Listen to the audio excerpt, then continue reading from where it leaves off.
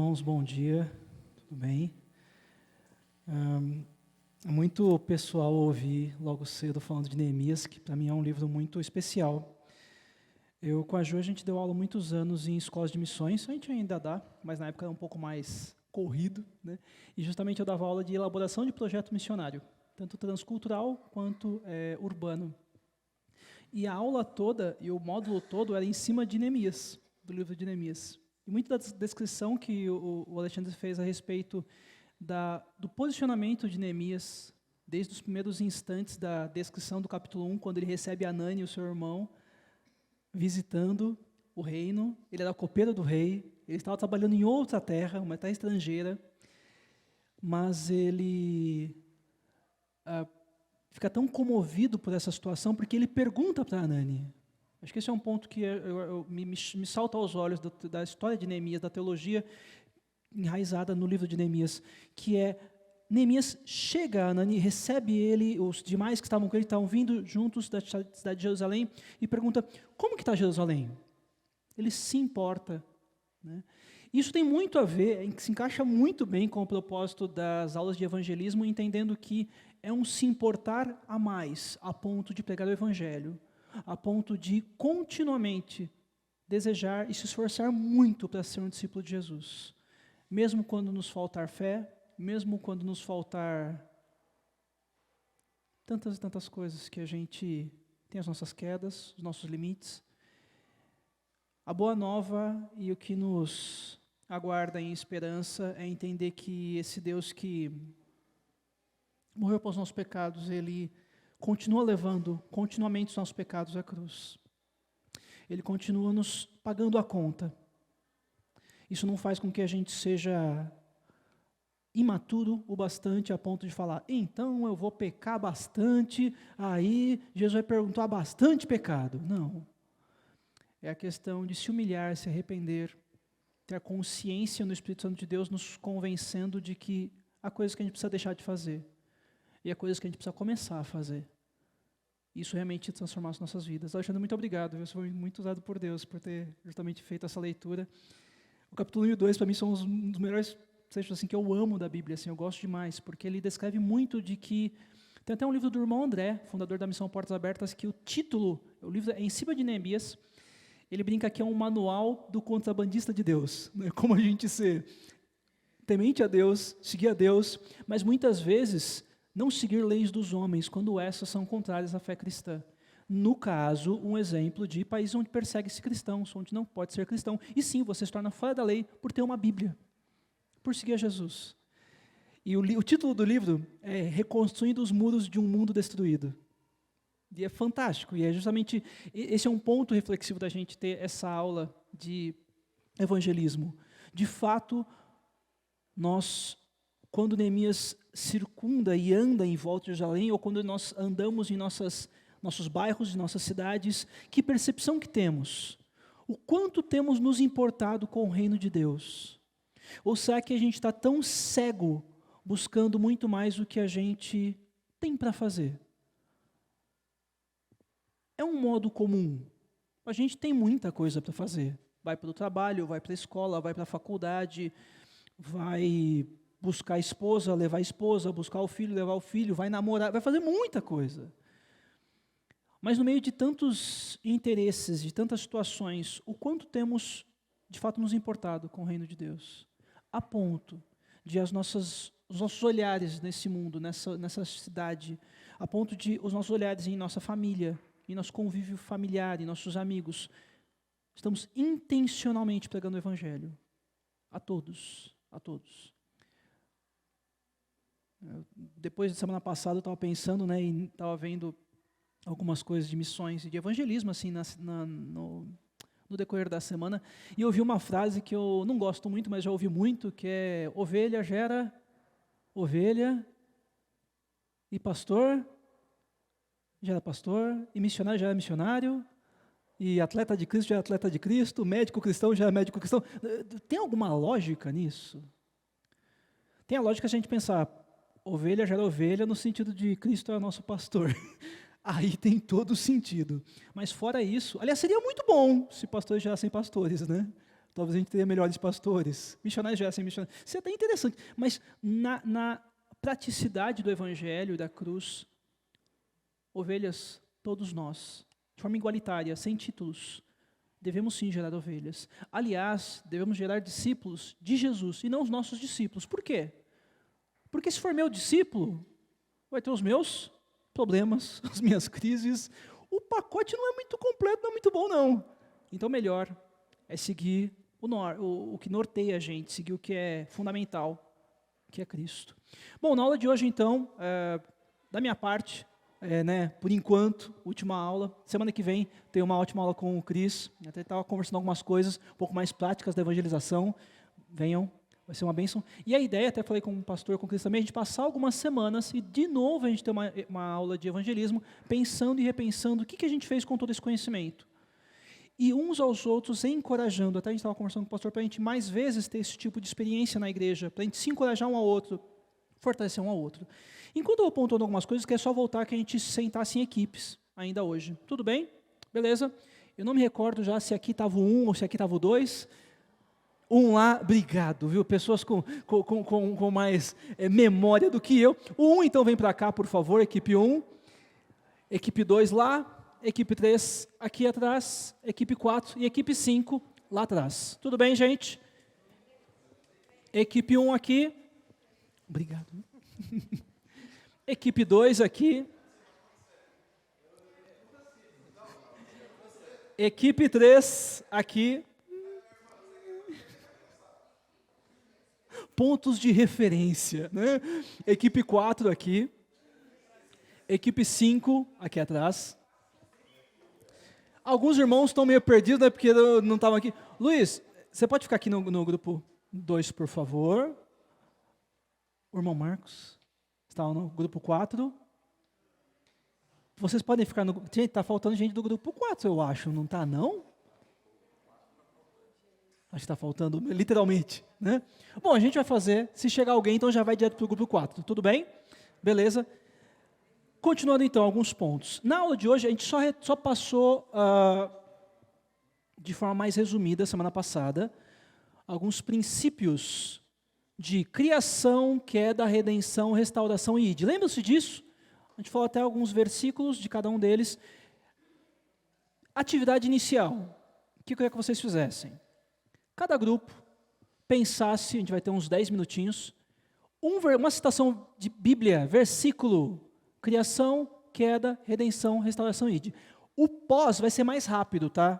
Então vocês já ficam com as Bíblias abertas, porque daí quando a gente falar criação, grupo 1, fala o versículo. Já vai direto no versículo, pelo amor de Deus. Eu sei que a gente quer contar o texto, o contexto e o testemunho, mas agora pela manhã, somente o versículo. Então agora, o que é a atividade dos grupos? Um versículo sobre criação. Como que a gente vai explicar a criação da fé cristã para alguém que não é cristão, alguém que não tem nada de fé cristã? Eu posso falar, ok, tá, mas eu posso mostrar a ele na Bíblia. Sim ou não? Sim. Tudo bem? Ah, mas o que vem na cabeça é Gênesis, Felipe, é algo, eu sei que é básico, mas tudo bem, tá tudo bem. Mas às vezes pode vir outro versículo também, algum que marcou. Então, um versículo de criação, queda, redenção, restauração e ide. E daqui a 10 minutinhos a gente conversa e a gente vai passando ponto a ponto e cada grupo vai falando apenas o versículo. Ah, Felipe, foi o mesmo versículo que o grupo já leu. Daí você só fala que foi o mesmo do grupo tal. Tudo bem? Alguma dúvida? Sim, não, talvez? Só quando eu chamar? Um de cada, isso, um de cada. Um de cada. Pois é, você pode usar celular, pode usar no WhatsApp para a gente mesmo. Eu descobri que dá certo.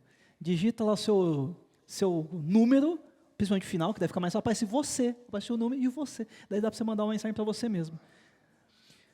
Tudo bem então, gente? Base bíblica. Pode ser um trecho, não só um versículo? Também pode, mas daí no caso você lê só o versículo mais importante, para a gente ter mais fluidez. A ideia dessa aula ela vai ser mais conteudista, então a gente vai ter mais rápido. Tudo bem? Criação, queda, redenção, restauração e ide.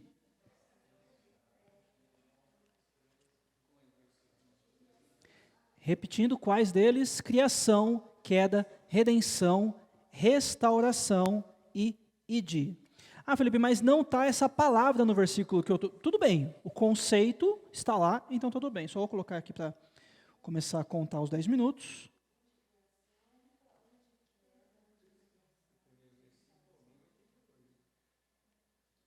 Começando. Repetindo então, um versículo de criação, um de queda, um de redenção, um de restauração e um de ide.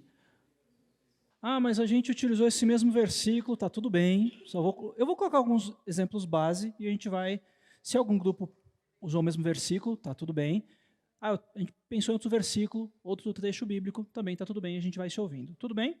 Beleza. A ideia é a gente pensar, porque se eu vou evangelizar, a ideia do evangelismo é a gente entender uma linha de raciocínio. O ser humano, ele vai entender que ele precisa de um salvador se ele não se entender como pecador? Salvo do quê? Se eu acho que eu não fiz nada de errado. Entende? Então, mas como que eu vou seguir um Deus, sendo que eu tenho muitas dúvidas que esse Deus fez tudo? Criação. Então, parece que é simples, mas é muito profundo a gente entender com base bíblica, refletir sobre, ler, pesquisar em grupos. É maravilhoso esse momento da gente pensar, como eu vejo a criação? Como eu definiria a minha fé a respeito da criação? Mas tem um embate com a ciência, e sempre vai existir. Porque a fé não necessita da ciência para ela ser embasada. A ciência nada mais é do que mais uma fala da sociedade, da humanidade, tentando entender, tentando criar, tentando construir teorias. Mas elas são assertivas 100%? Não. Eu trabalhei com astronomia, e eu sempre falava isso no observatório, quando falavam, mas você é ateu então, porque você trabalha com astronomia? Eu falei, não, eu sou cristão. Mas como você liga a fé? Eu falei, eu tenho que ter muita fé na ciência também, porque há menos de 500 anos atrás, falavam-se muitas coisas que hoje a gente comprova que eram completamente erradas. Sabe uma coisa maravilhosa? Na fé em Cristo Jesus, não teve essa mudança não. A gente continua tendo a mesma fé. São momentos diferentes, são tempos diferentes, são cosmovisões que mudam muito na sociedade, mas a fé cristã, ela é alicerçada e ela continua. Ela é milenar e ela continua sendo a mesma milenarmente. Entende? A ciência é assim? Não. A ciência tem suas mudanças, suas evoluções, suas contradições. E como é que a gente aceita a contradição científica e não acha errado? Mas eu quero dar muito pitaco na fé dos outros, principalmente quando eu não me vejo como cristão, e falo que eu não concordo com nada disso, mesmo que eu não tenha lido nada disso. Eu posso criticar física quântica, se eu nunca li um livro de física quântica, eu posso fazer isso? Opa, eu apertei aqui no cotovelo, olha que maravilha. Eu posso fazer isso? Claro que não. Eu posso chegar lá, não, vou dar uma aula de cosmologia, eu gosto muito dessa área. Dentro da astronomia, você vai... Não vai. Por quê? Porque não tem embasamento, ok? Então, por que eu estou falando tudo isso? Porque muitas vezes nos falta embasamento bíblico.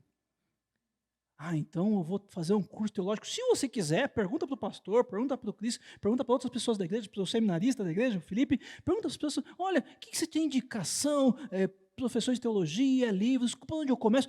Acho que nenhum deles vai ficar chateado com isso. Mas o básico, a gente já tem feito de ler a Bíblia?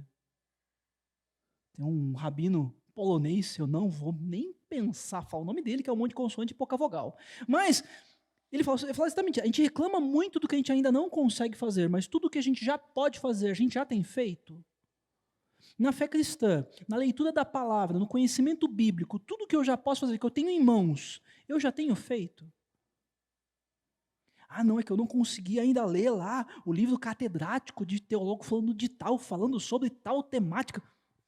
Vai, talvez chegue lá, talvez não. Mas antes disso, você já leu Mateus? Foi a primeira atividade, aliás. Leu Marcos, que foi a segunda atividade, aliás. Leu Lucas, 24 capítulos aí para a atividade da próxima semana. Aí a outra não vai ter atividade, né? Mas você pode continuar lendo. Por que não? Então vamos lá, pensando aí, grupo 1. Grupo 1, criação, qual o versículo que vocês utilizaram? Deixa eu só levar o microfone para vocês, para todo mundo ouvir, por favor. Testando 1, 2, teste. A gente escolheu Hebreus 11:3. Pela fé entendemos que todo o universo foi formado pela palavra de Deus. Assim, o que se vê originou-se daquilo que não se vê. É maravilhoso isso, né? A palavra nos demonstrando essa fé, né? A gente não viu, mas a gente crê. E a gente precisa ter muita fé para isso, né?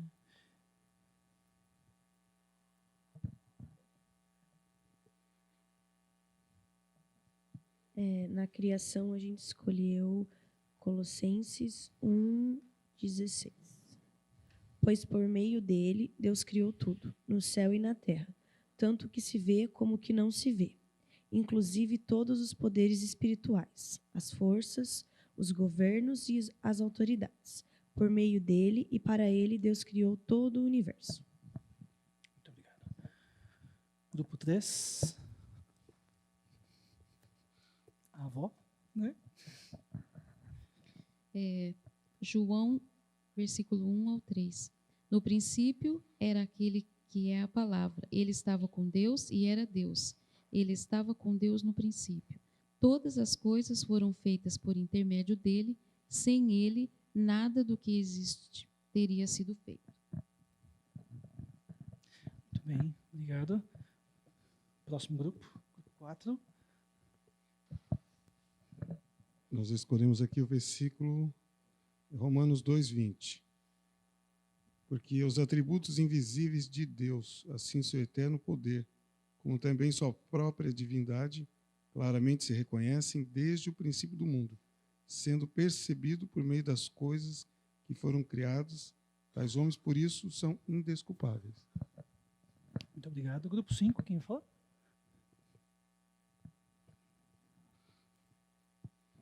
Jó 38, do 4 até o 7. Eu vou ler só o 4.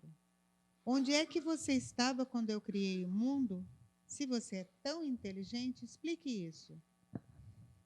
Muito bem. Já fica com vocês que daí a gente vai falar do próximo ponto, pode ser? Passou do seu grupo, eu queria convidá-lo a ficar bem atento às referências bíblicas, a você ouvir e refletir cada uma delas, e pensar como elas ecoam aqui dentro, falando de criação, queda, redenção, restauração e ide. Tudo bem, pessoal? Beleza? Agora vai ser mais rápido mesmo, a gente falando de cada um dos versículos, cada um dos pontos. Opa, próximo aí, queda. Pode já começar no quinto grupo. O nosso é da Gênesis 3, de 22 a 23.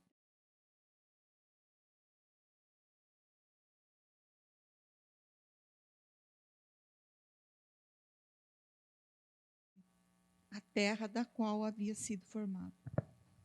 Amém. O grupo já está perto aqui.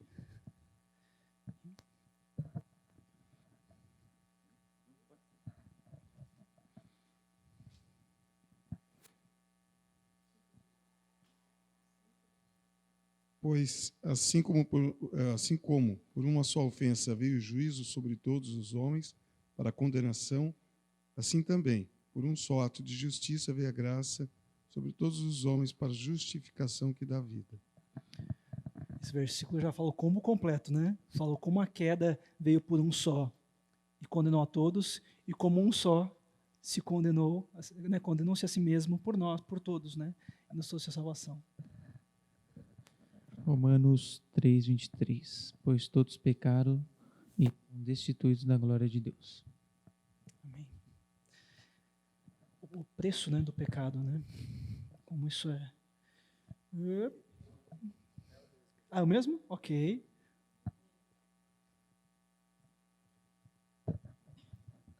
A gente vai falar Romanos 5:12. Quando o pecado entrou no mundo, por meio de um homem, o pecado entrou na raça humana inteira. O pecado dele trouxe consigo a morte a todos os homens, porque todos pecaram. Muito bem, João. Muito obrigado, viu? A queda, eu utilizei também Gênesis 3, 7, 8. Os olhos dos dois se abriram e perceberam que estavam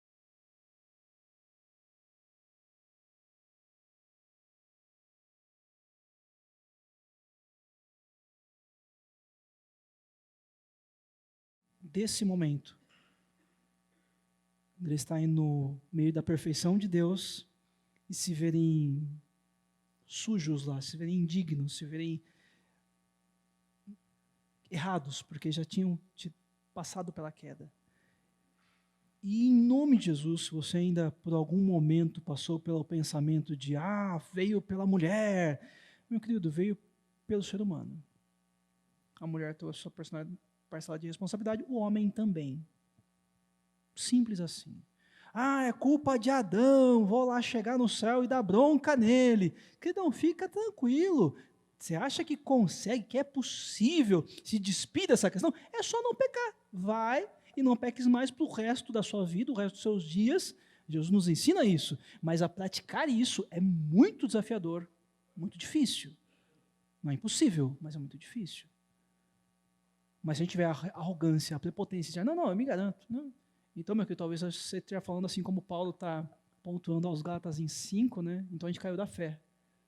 Então, o sacrifício de Cristo não vale nada para a gente. Esse é um ponto muito complexo. Mas vamos lá. Próximo ponto, criação, queda, redenção. Usei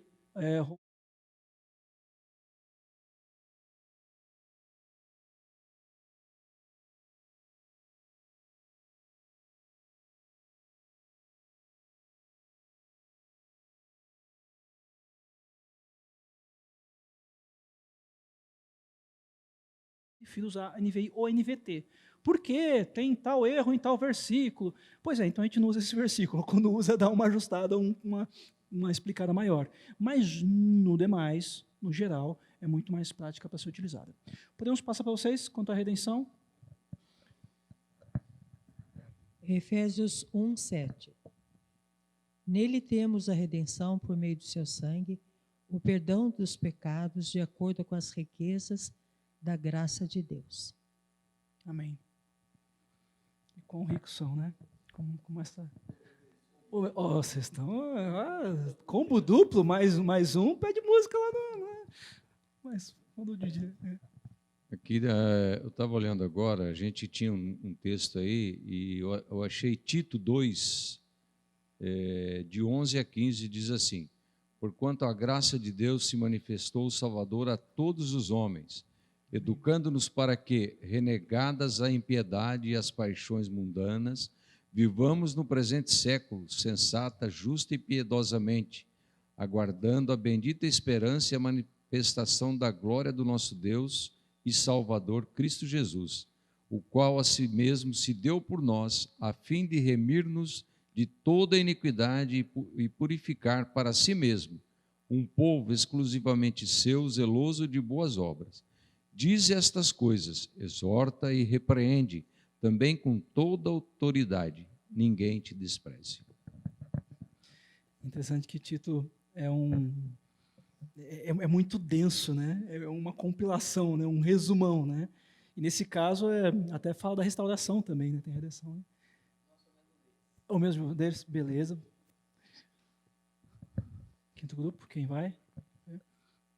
Depois vocês já podem fazer o restauração também, por favor? Para ficar no jeito. O nosso texto é Colossenses 1, 13 e 14. Pois ele nos resgatou do domínio das trevas e nos transportou para o reino do seu Filho amado, em quem temos a redenção, a saber, o perdão dos pecados. Amém. Restauração. O Deus de toda graça, que os chamou para a sua glória eterna em Cristo Jesus, depois de terem sofrido durante um pouco de tempo, os restaurará e os confirmará, lhes dará forças e lhes porá sobre firmes alicerces. 1 Pedro 5, 10. Restauração. Muitas vezes na igreja há uma diferenciação, uma separação entre evangelismo e discipulado. Biblicamente, historicamente na igreja, é sempre junto. Tá? É sempre unido. Eu conheço testemunhos de pessoas que se converteram e passaram por um processo de discipulado ou restauração, e nesse processo de contato com um critério maior, que é o de Cristo. E, interessantemente, eu conheço pessoas que tiveram contato com esses critérios maiores, com conceitos desses discipulados, começaram a ir na igreja, e depois de terem passado por alguns desses conhecimentos, e sendo convencidos pelo Espírito Santo de Deus, passou a conversão. Tá tudo bem? Vocês estão entendendo o que eu estou falando? Beleza? Eu não estou falando que é... mas, curiosamente, acontece isso também, de pessoas estudarem, procurarem saber, tirarem dúvidas, e vão por meses, às vezes anos, estudando. O cara às vezes sabe mais Bíblia do que muitos de nós, às vezes, tivemos aí de tempo de igreja, sem ter uma sabedoria de buscar a Deus, e depois tem o processo de redenção, entendimento de redenção e conversão. Esse convencimento que só pode vir do Espírito Santo de Deus, né?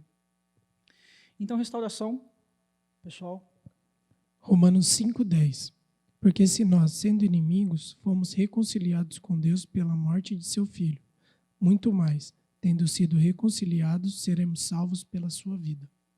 Amém. Essa palavra, né, o reconciliar, né, não é apenas um reconectar, mas é algo como se Deus olha para nós como se a gente não fosse pensar o pecado ou pecar no dia seguinte, né? Ele não esse julgar é um julgar seguinte ao que a gente faz, né? Mas Deus, quando olha para a gente, Ele perdoa a gente, Ele nos ama. Isso é algo que a gente entendendo, a gente vai julgar menos o amiguinho que está do lado que ainda não vai na igreja. Entende? A fala lá que falam que possivelmente é de Lutero, mas nunca achei base para isso, que um cristão é um miserável faminto, que está ao lado de outros miseráveis famintos, mas o miserável aqui sabe onde é a fila do pão e aponta para o outro e caminha junto com o outro. É algo libertário, de pensar que isso não é desculpa para a gente ter uma vida errada, mas é um norte para a gente pensar que o próximo, ele pode estar mais próximo de Deus do que a gente imagina. Nessa fala, não estou falando que todos os caminhos levam a Deus, pelo amor de Deus, mas é o processo de a gente entender de fato que há um diálogo, é necessário um diálogo e é possível um diálogo. Redenção, Salmo restauração. 83. Restaura-nos, ó Deus, faze resplandecer sobre nós o teu rosto, para que sejamos salvos. Amém. Próximo grupo. É o mesmo de lá? Beleza. O de vocês também é. Então tá bom. Vamos pedir música depois, né? No Fantasma. Já tem 3 já, né? Meu Deus do céu. 2 Coríntios 5,17. E assim, se alguém está em Cristo, é nova criatura. As coisas antigas já passaram, eis que se fizeram novas. Amém. E que de fato é que tudo se faça novo mesmo, em nós e através de nós, apesar de nós. Não é? Ide, pregar o Evangelho. Eu usei Marcos, porque a gente leu Marcos nessa semana, né? Então já refrescou a memória. Marcos 16, 15, e disse-lhes: vão.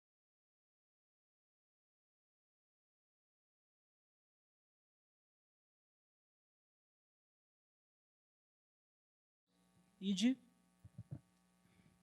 Portanto, vão e façam discípulos de todas as nações, batizando em nome do Pai, e do Filho e do Espírito Santo, ensinando-os a obedecer a tudo o que eu lhes ordenei, e eu estarei sempre com vocês até o fim dos tempos. Mateus 28, 19 e 20. Amém. Trecho da grande comissão, né? Possivelmente alguns outros grupos também utilizaram, né? Vocês também, meus queridos, só para eu tirar minha dúvida, né? Agora acho que nossa, é o único aqui, hein? Atos, capítulo 8, verso 26, é a passagem de Filipe e o eunuco. É um ide em ação aqui, né? Um anjo do Senhor falou a Filipe, dizendo-lhe: dispõe-te, vai-te para o lado do sul, no caminho que desce de Jerusalém a Gaza, e este se acha deserto, e ele se levantou e foi. É o contexto ali de Filipe e eunuco. Sim. Né? Amém. Vocês? Foi o mesmo? Ok. Foi o mesmo? Não foi mesmo? Aí. Mateus 22, 9. Ide, pois, as saídas dos caminhos e convidai para as bodas a todos os que encontrardes. Amém. E o ID ele é mais simples e mais necessário do que a gente imagina muitas vezes, né?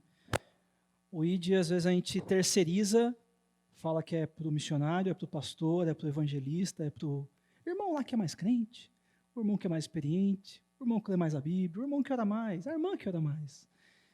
Mas o ID é para nós, para todos nós. Você consegue imaginar a grandiosidade da fé cristã? A gente pensar que cada um de nós pode ser hoje à tarde, pode ser amanhã, onde a gente for, um pequeno Cristo. Quando a gente vê com a ótica humana, a fé cristã é impossível. O ID é impossível. Mas quando a gente vê da cosmovisão cristã, Campinas se torna pequena. Entende isso?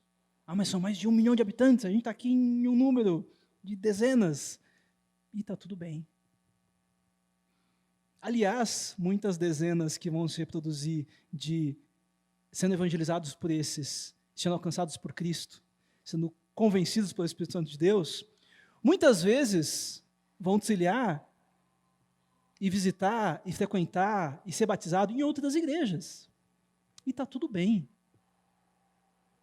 Porque Deus nos chama a isso, a um evangelho pleno, a um evangelho bíblico, um evangelho que não fala, você só vai ser convertido e vai para o céu se for na minha igreja. Não é isso. Ah, tem uma IPI próxima à sua igreja, à sua casa, vai lá. Você quer ir na nossa? Vem aqui. Ah, não tem IPI, então tem tal igreja que tem sã doutrina, tem pregações bíblicas, expositivas da palavra, tem uma vivência eclesiástica saudável e segura para aquele novo convertido, indica. Fica tranquilo, isso não é pecado não, tá? A gente não vai ficar chateado com o irmão, porque isso é ser igreja. É abrir portas e não arrebanhar nos nossos currais indivíduos, como se eles fossem nossa propriedade. Ninguém é dono da igreja aqui não, tá? A não ser Cristo Jesus. Lembre-se disso. Lembre-se disso. Não importa quantos títulos, não importa quantos vivências, experiências a gente passe. É Cristo. A fé é cristocêntrica, é Cristo no centro. Aliás, glória a Deus por isso, porque se fosse assentado em nós, a gente estava tudo lascado, né? Como diz o português mais coloquial. Mas, em meio à pregação, eu peço só que 3 irmãos, por espontânea vontade,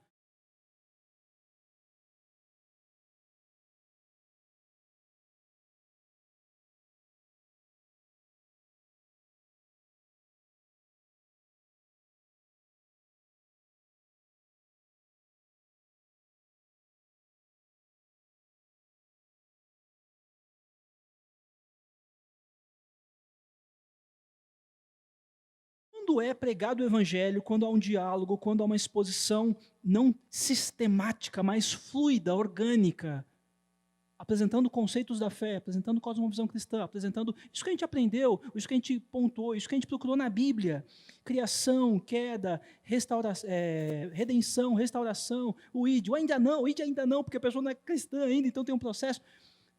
Tá, há 3 opções. 3? Ah, como assim? Assim não. Existe também o talvez, muitas vezes. Vamos lá. Existem as pessoas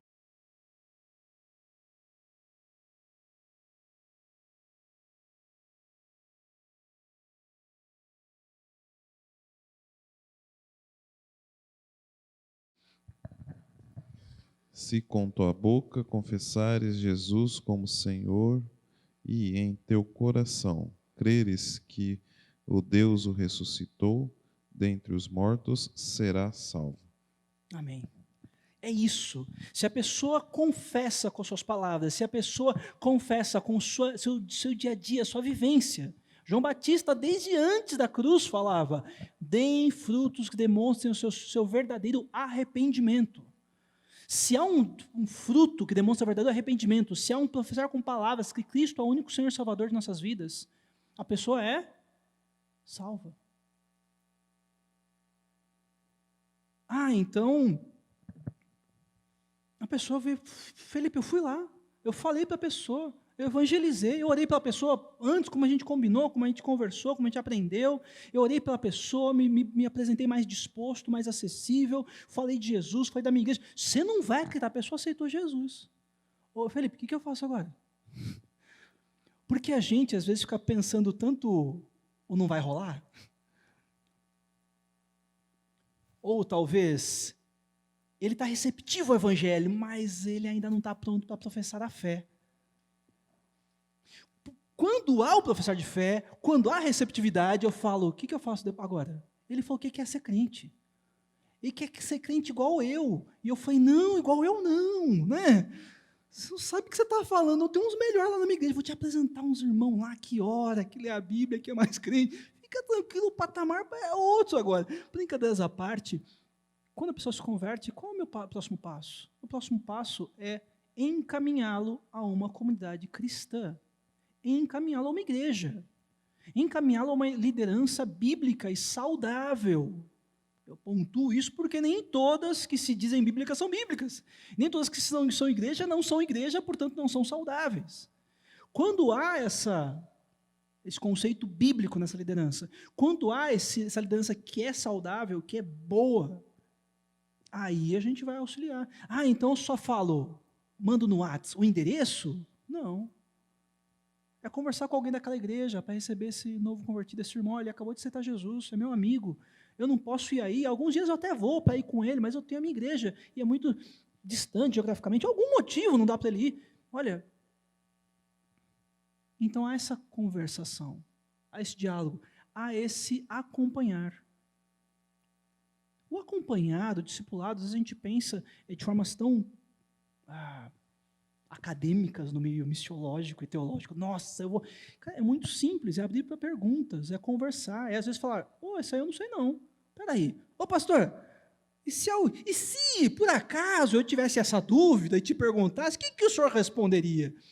É que um amigo meu me perguntou, né, pastor? E depois o pastor falou assim, então você sabe a resposta? Eu falei, não, também não sei não. Agora, eu também estou com a dúvida, aliás, viu, pastor? Tá tudo bem, vamos tirar a dúvida, vamos conversar. Então, o próximo passo, se há uma genuína conversão, é justamente esses próximos passos. Inseri-la a uma comunidade cristã, bíblica. Se for nossa, glória a Deus, amém. Ah, não pode ser, a pessoa mora em outra cidade, a pessoa mora em outro país, é um parente, um amigo. Glória a Deus também vai ser encaminhado. Mas, se possível, tenha esse cuidado de verificar e acompanhar essa pessoa, se essa comunidade que ela vai ser inserida, se está legal. Porque nem sempre é tão legal assim, não é? Mas há um próximo passo desses que eles estão receptivos ao evangelho. Você começa a falar, a pessoa fala, nossa, que bonito que você tem essa fé, que bom. E no final ela fala, mas não é para mim não, ainda não. Não é? Felipe, lê para a gente, por favor, em 1 Coríntios 3, 6 a 9, por favor. Eu plantei, Apolo regou, mas Deus é quem faz crescer. De modo que nem o que planta e nem o que rega são alguma coisa, mas unicamente Deus que efetua o crescimento. O que planta e o que rega têm um só propósito, e cada um será recompensado de acordo com o seu próprio trabalho.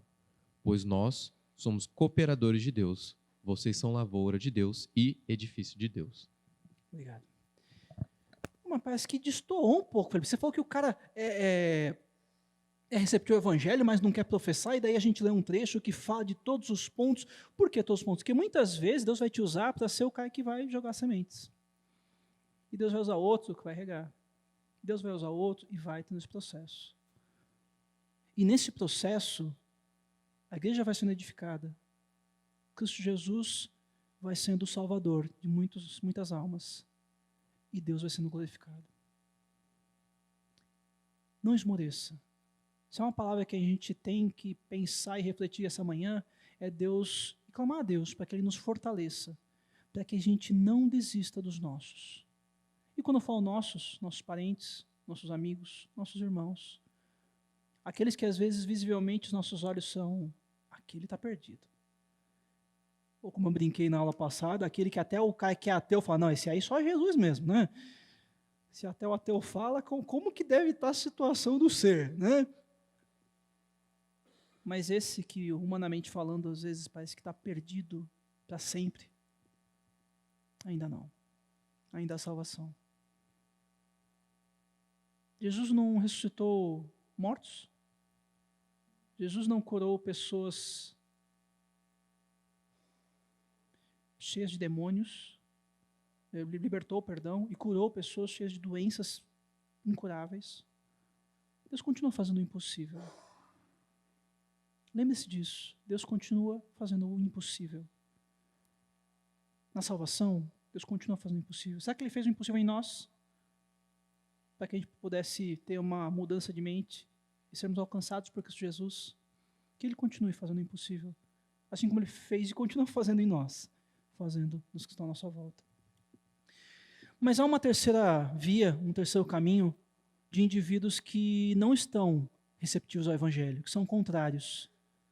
Esses muitas vezes entendem muito da queda, mas não entendem muito da criação. Não há temor, não há zelo. Há uma ira humana do tipo, como pode ter um Deus que me permitiu fazer isso, viver isso, sentir isso, sofrer isso?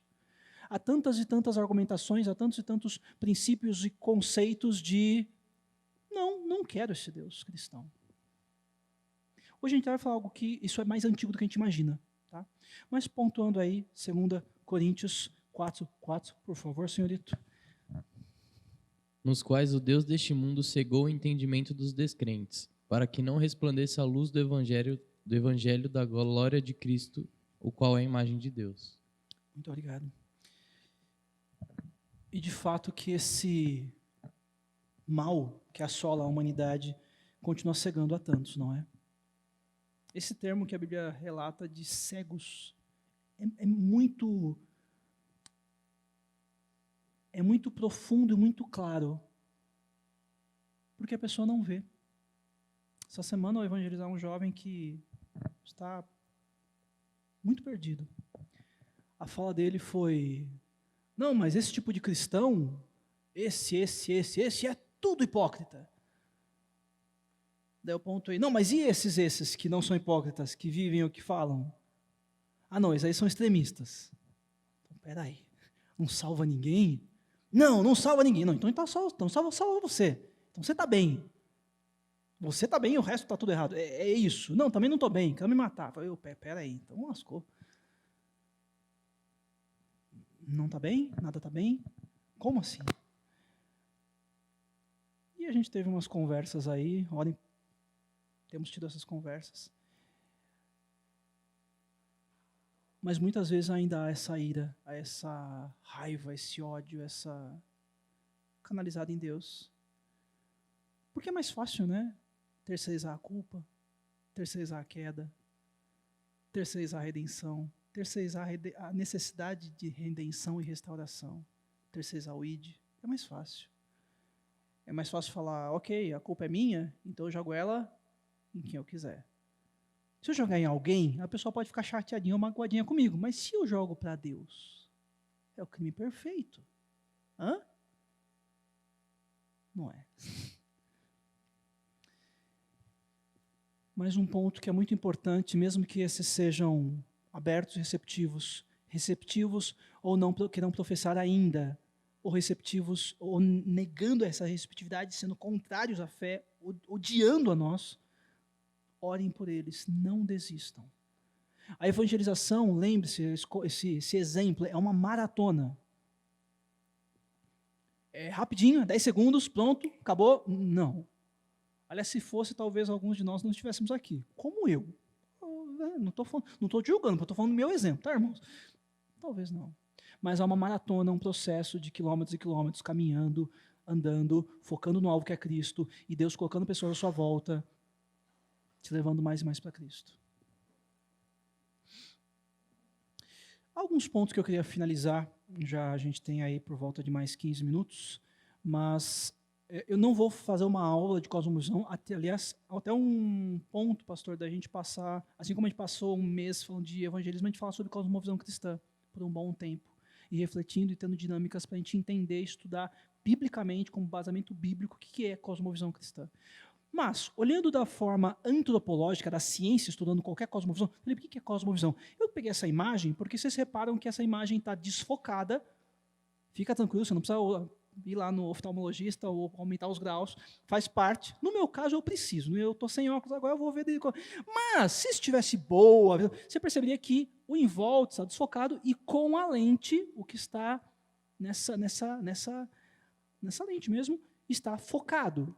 A cosmovisão é muito isso. A cosmovisão é como se fosse as lentes que você coloca diante dos seus olhos. Não é apenas... Por quê? Porque isso demonstra como a gente vê o mundo. Mas a cosmovisão é um pouco além disso. Mas eu só quis usar esse exemplo porque é mais fácil ver imagem e foto e a gente entender. Mas também é como a gente ouve esse mundo. É como a gente dialoga com esse mundo. Como a gente interage, como a gente deixa ele interagir com a gente. Tudo isso é cosmovisão. Então tome cuidado, porque às vezes a gente não tem uma cosmovisão bíblica fixa, né? E quando a gente não tem, a gente vai aceitar o que é de fora. Por isso que eu comentei. Cosmovisão também é a gente entender o quanto a gente permite que uma cosmovisão externa, uma cosmovisão não bíblica, interaja em nós e imponha em nós conceitos. Tudo bem? E aí tem um exemplo de bizarrices de cristãos acreditando em coisas que não são da fé, que não são bíblicas. Nem vou começar a pontuar, porque a lista é grande, né, meus queridos? Mas se você tem dúvidas do que é ou não é, pergunte ao pastor, pergunte para mim, pergunte para o Cris, para o Felipe, pergunte para pessoas da igreja, e a gente vai caminhando junto, a gente vai servindo. Essa é a ideia. É ser contínuo essas conversas, né? Mas alguns nortes do que é cosmovisão. Cosmovisão de qualquer indivíduo, desde o mais acadêmico, mais estudado ao analfabeto, todo mundo tem uma cosmovisão, todo mundo tem uma visão de mundo. Até aí tudo bem.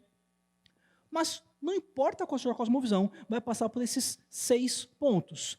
Deus, criação, morte, verdade, humanidade, ética e moral. Exemplo, se Deus existe, como é sua natureza?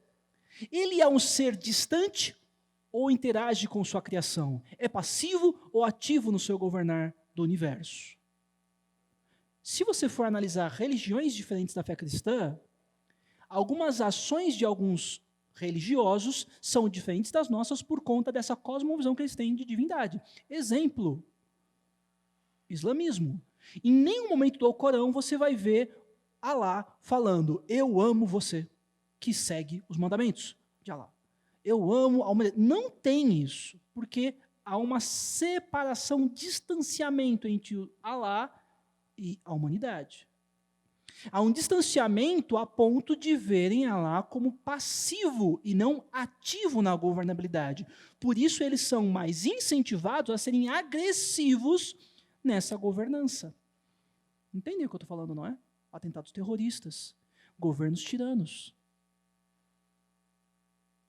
Ah, mas tem lá uma religião tão bonita que é o budismo, que é tão paz e amor. Ah, é mesmo? 72 denominações ou filosofias diferentes dentro do budismo. Algumas delas praticam canibalismo, pedofilia e uma série de outras coisinhas que a gente vai... Não é tão paz e amor assim não, tá, queridão? O que acontece é quando a gente fica na superficialidade de ver e permite que esses conceitos me influenciem, aí a cosmovisão externa vai ser bonitinha mesmo, né? Mesmo que ela seja o mais do cão possível. Sei que vocês estão me entendendo. Outros pontos aí, criação. O que é a natureza básica do universo? Existe uma causa para a sua criação ou tudo acontece por acaso? Mas, Felipe, como assim? Causalidade de criação ou acidental? Meu querido, isso reflete, isso reverbera dentro da pessoa como ela vê a criação dela, ou como ela foi criada, o propósito dela existir. Pense nisso. A gente vai direto do universo, vai direto para o Big Bang, vai direto para relativizações e para conceitos teóricos, mas quando a gente volta pensando no indivíduo, pensar e refletir a existência dele,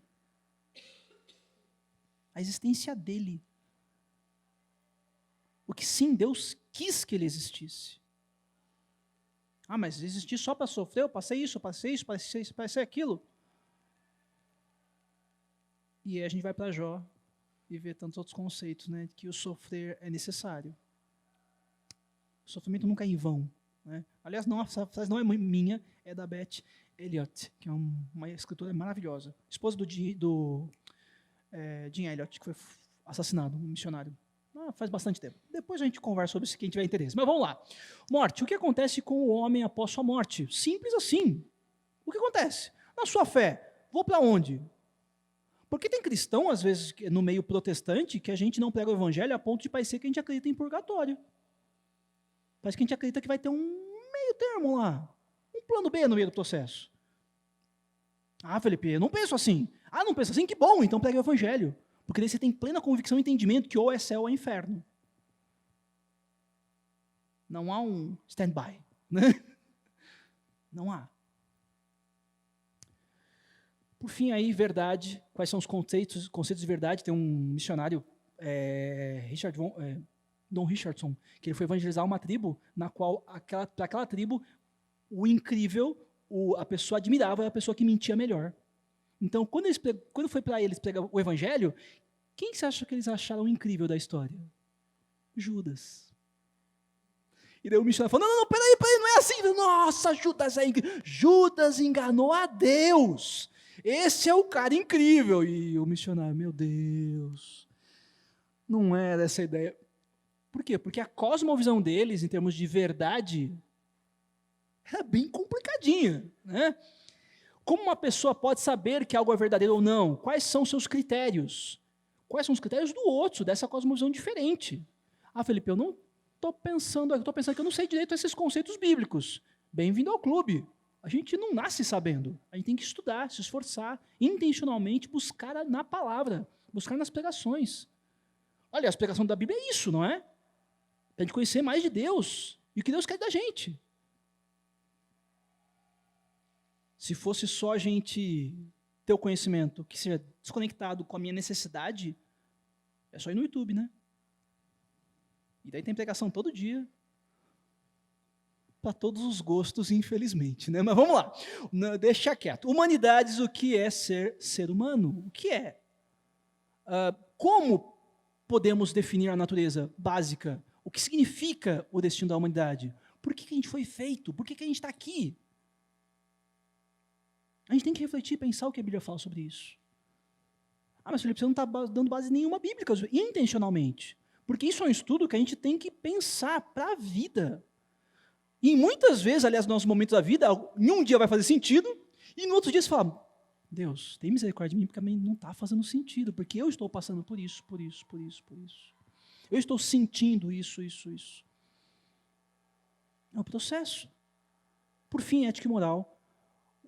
Ética é o conceito de praticá-la.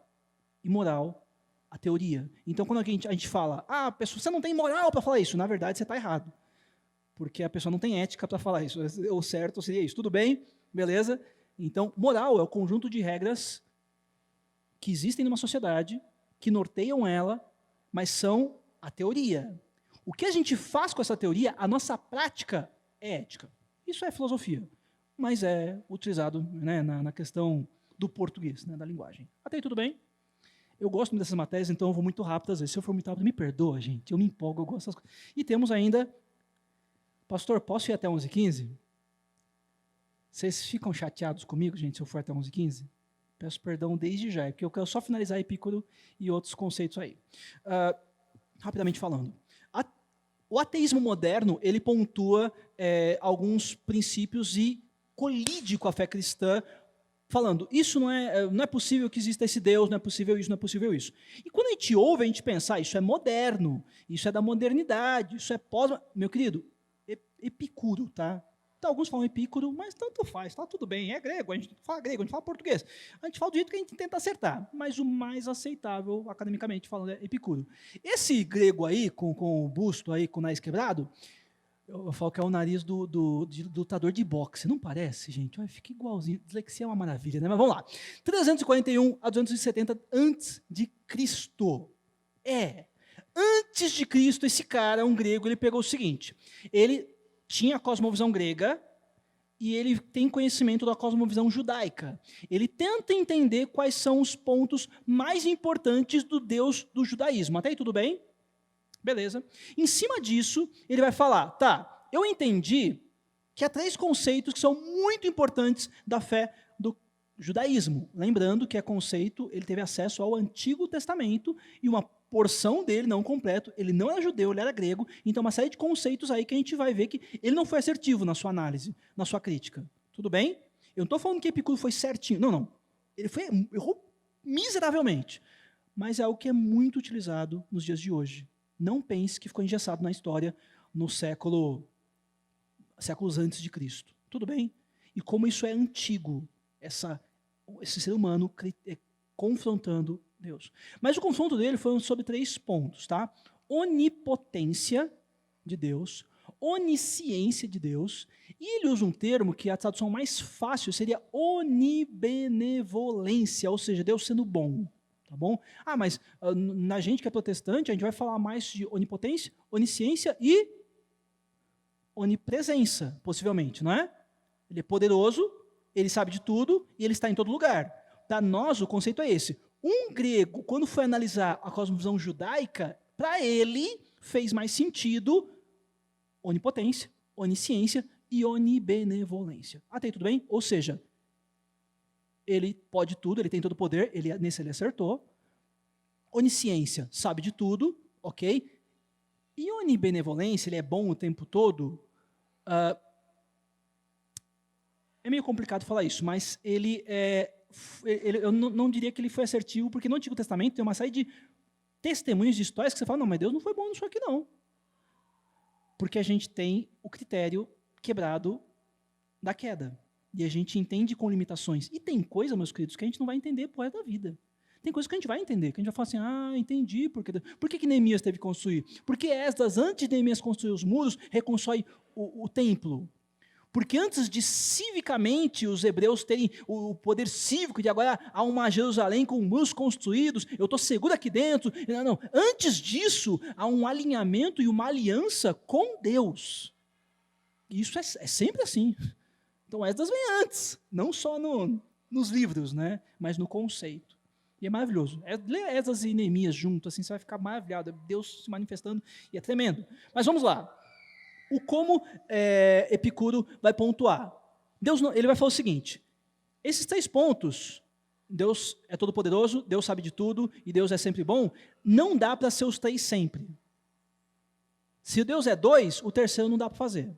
E como ele vai explicar isso? No primeiro ponto, Deus não é bom. Enquanto onisciente, Deus sabe de tudo, e onipotente, ele pode tudo, mas se ele não faz algo para acabar com o mal, por exemplo, ele é bom? Não. Só que Epicuro esqueceu de um ponto muito importante da fé cristã, é que a fé cristã nos ensina a sermos maduros o bastante para a gente ter responsabilidade. A responsabilidade não é de Deus, é nossa. Ou quando há um acidente do outro indivíduo praticar o mal para a gente, a responsabilidade é do outro. Há muitos livramentos de Deus em nós? Há. Mas há tempestades?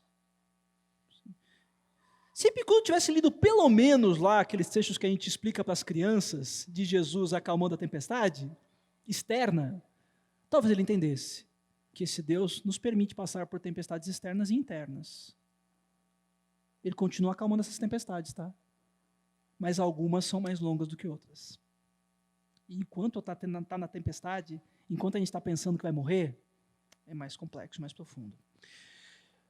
Ele também fala dessa questionar a onipotência, se Deus tem todo o poder. Enquanto onipotente e onibenevolente, ou seja, bom o tempo todo, então tem poder para extinguir o mal. Ele vai fazer, eu posso tudo. Eu sou bom, então eu não vou deixar o mal. Só que tipo de Deus ele seria, tirano ele seria, se ele extirpisse, extinguisse da face da terra o meu mal, quando eu pratico o mal? Será que eu estaria vivo hoje? Eu não. Já tinha ido, certeza. É muito fácil a gente julgar Deus quando a gente com o mesmo critério não julga nós mesmos. Mas quando a gente julga nós mesmos, a gente fala, que bom que Deus não extingue os maus do mundo, porque muitos dias eu sou o mal, eu sou o homem mau. E que Deus tenha muita misericórdia da gente quando a gente tiver essa queda ética, aí sim o conceito filosófico, essa queda bíblica, essa queda de algo tão distante do que a gente tem que ser. Né? Por fim, aí, esse conceito é mais complexo, eu sei, é mais profundo, é mais reflexivo, mas eu só quero dar uma passada e a gente pode ter outros momentos aí de pensar sobre isso. E ele questiona também a Deus Todo-Poderoso, né? Deus onipotência. Não, eu escrevi errado, perdão. O último seria, o do meio seria onisciência, né? Perdão, saber tudo. O último seria onipotente. Deixa eu só voltar ao do meio que eu falei errado. Então eu já expliquei o último, o do meio. Se Deus sabe de tudo, ele não pode saber de tudo, sendo que ele sabe que há pessoas más, e ele tendo todo o poder, ou sendo bom, ele deixa essas pessoas más fazerem o mal, praticarem o mal. E aí entra essa questão. Quando eu julgo o outro, eu quero a morte. Quando eu julgo os meus, eu quero a misericórdia. Quando eu julgo o pecado do outro, eu quero a condenação. Quando eu julgo o meu pecado, eu quero a misericórdia de Deus. Entendem isso? Pensem nisso. Isso nos pode falar.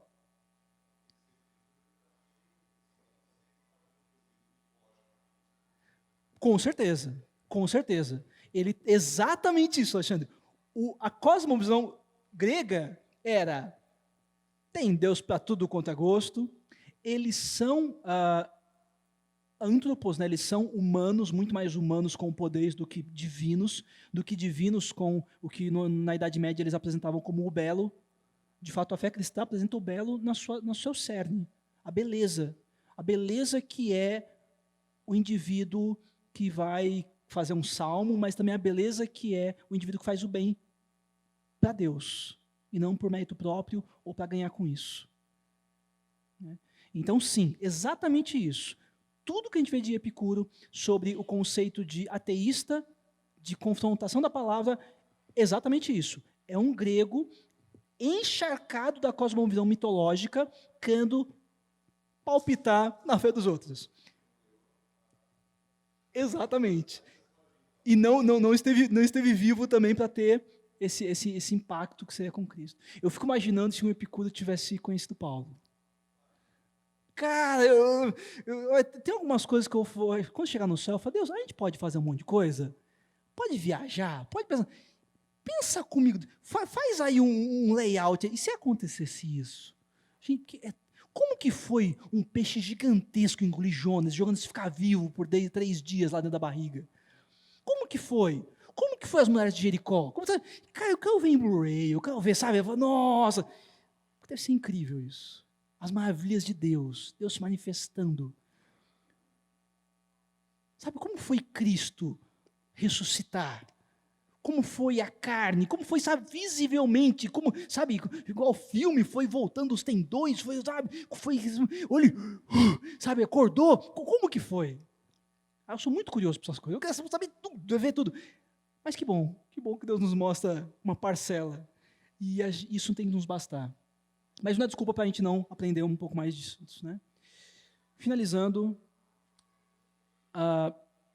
pós-pandemia e pós tantas coisas que a gente passa, o sofrer é um pensamento que a gente tem do como a gente passa por isso e o como passar.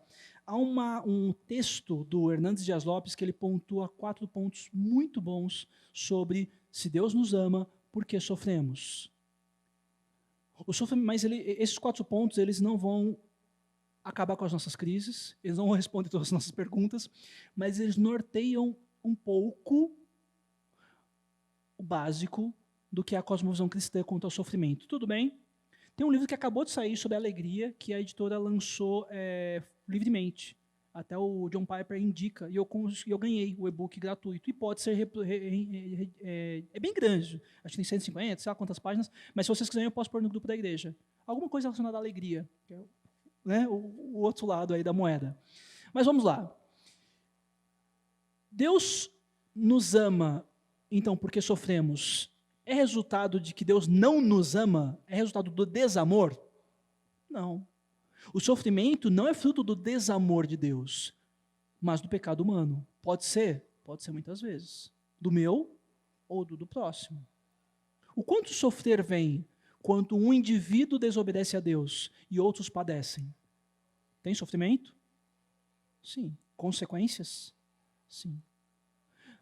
2, aviso. O sofrimento é um aviso solene. Essas palavras é bem o Hernandes Lopes que usa, né? Por isso que eu coloquei, foi certeza. E altissonante, Felipe, o que é isso? Eu digitei no dicionário, gente, ele podia bem ter falado, o sofrimento é um aviso solene e muito, muito, muito importante. É isso, tá? Aos ouvidos humanos. O sofrimento é uma lembrança contínua, sim, que ainda estamos aqui. Enquanto estamos aqui, o externo está quebrado e o interno está quebrado. O externo padece com a queda e o interno padece com a queda. Lembre-se disso. Terceiro ponto, o ensino que há no sofrer. O sofrimento precisa ser nosso pedagogo e não nosso coveiro. Eu amei essa frase, gostei. Olha, refleti muito essa semana toda, aliás, sobre essa frase. O sofrimento, muitas vezes, ele deve ser o pedagogo e não o coveiro de nossos sentimentos, de nossos chamados, de nossos relacionamentos. Pense nisso. O sofrer, ele nos ensina muito. Deus nos permite. Mas fica difícil, né? Quando eu questiono Deus, eu falo assim, Deus, mas você está permitindo eu sofrer? Então, mas Ele deu o exemplo. Ele sofreu muito mais por nós. Isso me dá um nó na garganta toda vez. Ele sofreu muito mais. Não dá para comparar. A gente perde os argumentos e as sombras nas quais a gente pode se esconder quando a gente foca nisso. O sofrimento, ele também é uma esperança. O sofrimento presente pode ser um prelúdio, né, da consolação eterna. Em vida, vamos ter sofrimentos. Em vida, vamos ter Deus usando pessoas e amigos para nos consolar. Em vida, Deus vai usar pregações e palavras dele, e cânticos muitas vezes, e tantas outras formas para nos trazer esperança. Esperança dos céus que virão, dos céus que são reais.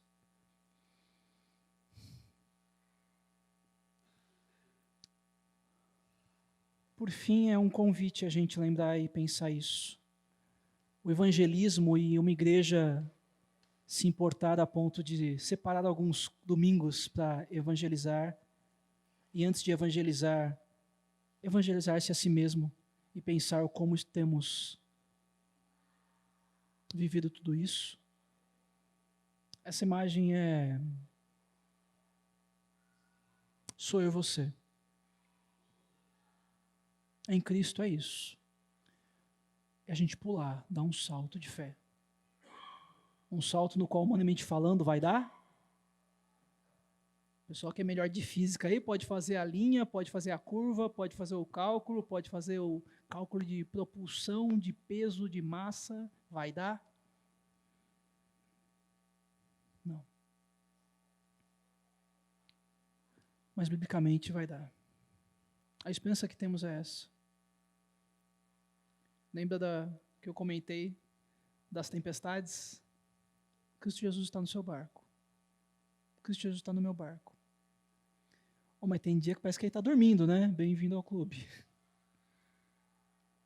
Sabe o que precisou acontecer para os discípulos verem a tempestade parar? Eles pararem de ter os esforços deles, de remarem, de organizarem, calcularem quanto tempo ainda de tempestade e se achegarem a Jesus e recorrerem a Jesus. No momento que os discípulos desistiram de suas forças no meio da tempestade e recorreram a Jesus, Jesus cessou a tempestade externa e com certeza deles interna, porque eles temiam naquela noite a morte. Eu não sei como estamos hoje, mas talvez algum de nós estejamos temendo a morte, ou às vezes, infelizmente, temendo a vida. Que a gente possa recorrer a Jesus e lembrar que Ele está no barco. Ele não dorme. Ele não entra em crise com as nossas crises. Ele não nos abandona quando a gente o abandona. Ele não tapa os ouvidos e olhos quando a gente se entende enlameado pelo pecado e sujo, correndo distante da cruz. Ele nos alcança. Ele nos ama. Ele nos purifica. Cristo Jesus está no barco. Lembre-se disso.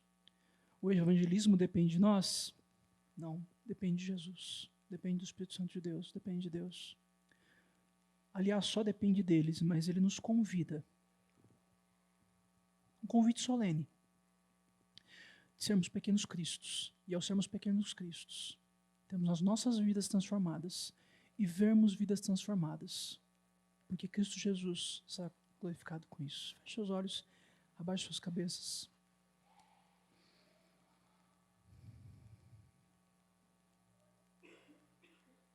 Querido Deus, muito obrigado, Pai, por esse tempo que o Senhor me dá e nos dá para estarmos com irmãos, recorrendo à Bíblia, ao entendermos a nossa cosmovisão cristã, compartilharmos com os irmãos o que entendemos de queda, de criação, de redenção, de restauração, de id. Mas Jesus, por favor, Pai, que tudo isso faça diferença em nós, e que ecoe em nós, e que reverbere em nós, a ponto de estarmos diferentes e vivermos diferente. Jesus, quando falharmos miseravelmente na fé, tem misericórdia de nós e nos coloca em Tuas mãos. Cuida da gente, Deus. Muito obrigado, Deus, porque o Senhor se importa. Se importa tanto conosco que o Senhor se importa até mesmo com os nossos erros e falhas. E o como o Senhor se importa. Deus tem misericórdia de nós, Pai, e nos usa para o Teu Evangelho ser pregado. Que esta igreja seja continuamente uma comunhão e um agrupar de pequenos cristos, de discípulos de Jesus. Homens e mulheres que